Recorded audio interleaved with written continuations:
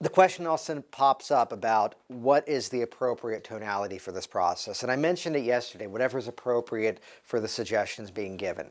But take a look at this process of an element induction so far and realize that we're basically just giving instructions and letting them do the process for themselves.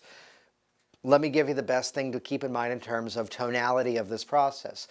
Which hotel are you staying at? Comfort Inn. No, Oh, Courtyard Marriott? Marriott. Okay. And if she was in class the first day and she says, that's where I'm staying, she would likely ask me an obvious question, as I'm someone who knows the area. How do I get to the you're making me do it. How do I get to the Courtyard Marriott? Very simple. When you get in your car, drive to the front of the office park where you turned in and turn right. Now, the only thing to be aware of is the road splits at one point. You want to be on the right side. The left side is an overpass that avoids it, but be on the right side, it's the local road, and then you turn right on Commerce. Follow that all the way around, and as it straightens back out, hotel's on your right. Got it? The same delivery. Go ahead and just let your eyes open back up, and just let them close right back on down. There's a benefit to a conversational structure in terms of just how we talk to our client in the process. We have options now. If I wanted to fall into our old perceptions of a hypnotic voice, and I suddenly start the process down here and I stay here the entire time, I'm kind of now stuck and this just sucks. And if I do everything really excited, then I can't get more excited. The equation I'd bring into it is that of an actor in rehearsal, where he picks up a script and he finds a specific section. He goes, I need to play angry here. And they begin the rehearsal and he plays angry. But then 2 pages later, he forgot that the next scene calls for him to be even angrier. And he's just killed the range. He's got to look at it in terms of like a scale. On 1 to 10, maybe the first time around it's a 4, but then the next scene is a 6. But in Act 2, dude just explodes, and now he's got to be at that 10. So as we work in a conversational structure now, I have the option to begin to slow things down and get it more into a hypnotic tonality. But then also, if there's times that I need to raise your energy up and bring that energy up higher and higher, I now have the range to do that. So I point that out because, you know, it's a funny thing that as we work with people, as we interact with other hypnotists, sometimes it's that they just suddenly get into this and I'm going, stop it. Just talk to the person. Just talk to them. Then you have that option of range, because specifically in the next phase of this, the amnesia by suggestion moment is one that many people fear because there's a moment of truth inside of it. And there's a lot of work in terms of what words you can use, and I've done a lot of work to find the best possible choice of words. I've told you don't memorize, but there's a script I will tell you, memorize it, it's magic. But the reason it also works is the tonality that I'm bringing to it. And you've seen me draw it out several times. I'm telling a sentence, and it keeps going, and now I finish it.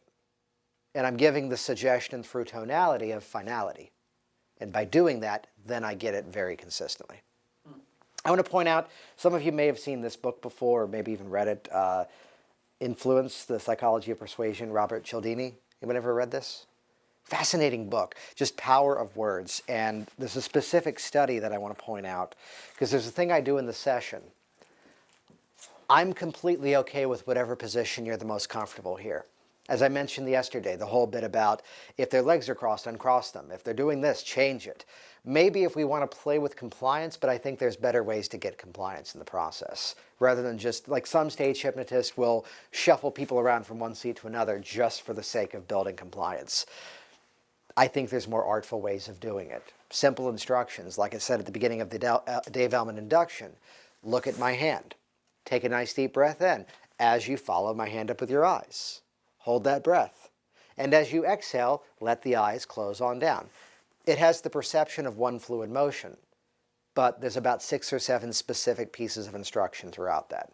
You got that? And if they're not following one of those steps, I kind of know what I'm in for at that point. So I'm okay if their legs are crossed. Now, I'll put into my pre-talk, as I've referenced, if you want to move them around, go right ahead. That helps you to relax even deeper.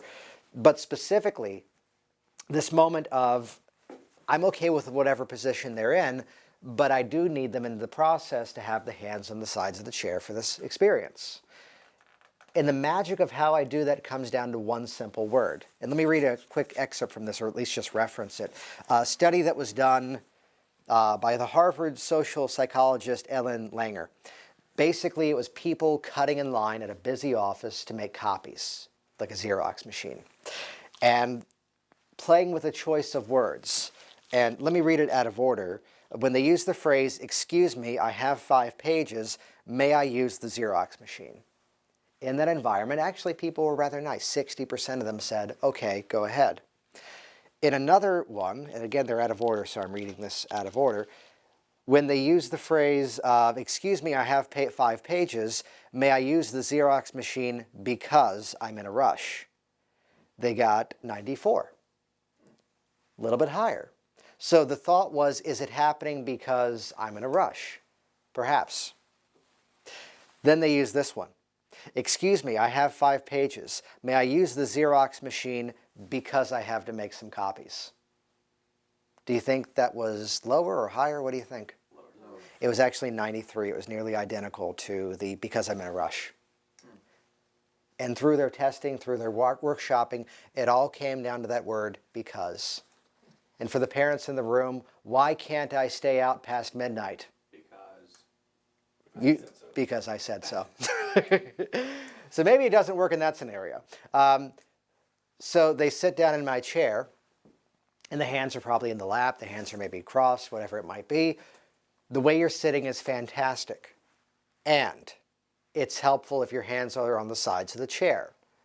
Now, I didn't use the word "but" there. "But" is negating everything I just said, because I think you're really intelligent. But I think you're really intelligent, and. So the way you're sitting in the chair is fantastic. And it's helpful if your hands are the side of the chair. There's an implied why. Because sometimes I may tap on the back of the hand. Sometimes I might even tap on the shoulder. And sometimes a little bit of influence in terms of physiology. And sometimes, just to phrase it again, it's kind of weird, I may even tap on the forehead too, if that's okay. So I wanted to break down the psychology behind why I'm doing it in that order, because again, I'll still have people, unless I've done this, at the end of the class go, yeah, I don't feel comfortable with the touching. But I've fully qualified exactly why I do everything. Because it works. So it's specific phrasing. The way you're sitting is fantastic, and, which they could be sitting in any position. They could be like this. The way you're sitting is fantastic, and it's helpful if you place your hands on the sides of the chair, because sometimes I may tap on the back of the hand, sometimes I may even tap on the shoulder, I might even very rarely tap on the forehead. And again, even more awareness of the words, is that okay?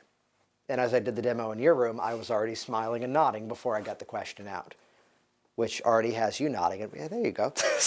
And I'm also phrasing it as a sentence. So in that delivery, again, that's how, no matter how they sit down, in just the simplest choice of words. So I wanted to illustrate that here, because that's a lot of what's going to be happening within this day of element induction.